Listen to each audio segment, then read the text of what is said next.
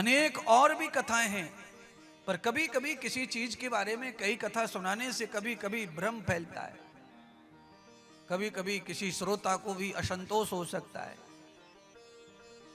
इसीलिए भगवान सब भक्तों की इच्छा पूरी करते हैं। श्री राधा जी की भी इच्छा पूरी।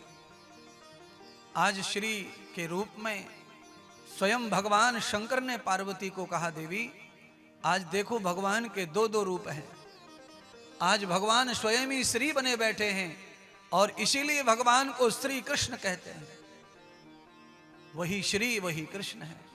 भगवान का एक नाम श्री जी भी है राधा जी के रूप में, जो केवल ब्रज में ही प्रचलित है। आपके हृदय में भी वो श्री जी विराजमान हैं।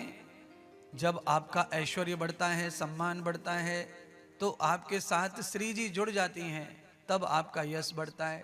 आज भगवान के साथ में श्री जुड़ गई तो देखो श्री जी के साथ में शक्ति पार्वती और महादेव भी धरती पर ब्रज में आने के लिए, प्रकट होने के लिए आतुर हो गए। पर जैसे ही पता चला धरती पर आकर कि वहां कोई जा नहीं सकता है, वहां वही जा सकता है जो श्री के समान हो जाए, तो भगवान शंकर ने पार्वती से कहा, देवी आज मुझे अपना रूप धारण करने दो। तो अर्धनारेश्वर महादेव ने भी नारी का रूप धारण कर लिया और पार्वती को भी तो रूप धारण किया हुआ ही था।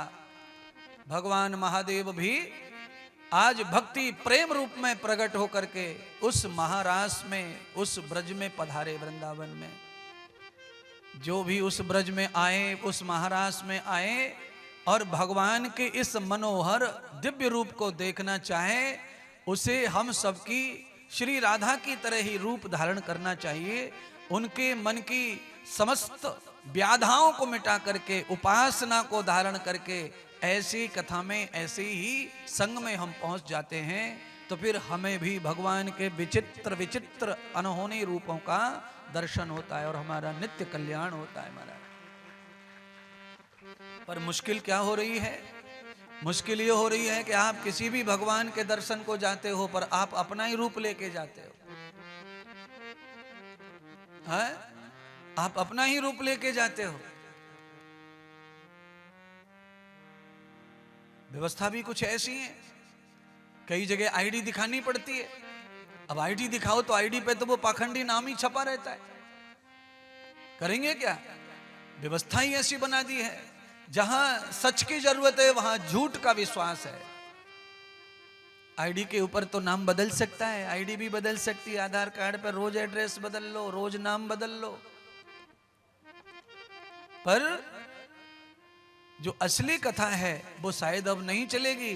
पर जहां जहां प्रतिबंध नहीं है बंधुओं, वहां वहां आप केवल और केवल भक्त ही बन के जाइए। सारी ओढ़ना बिछाना बंद कीजिए।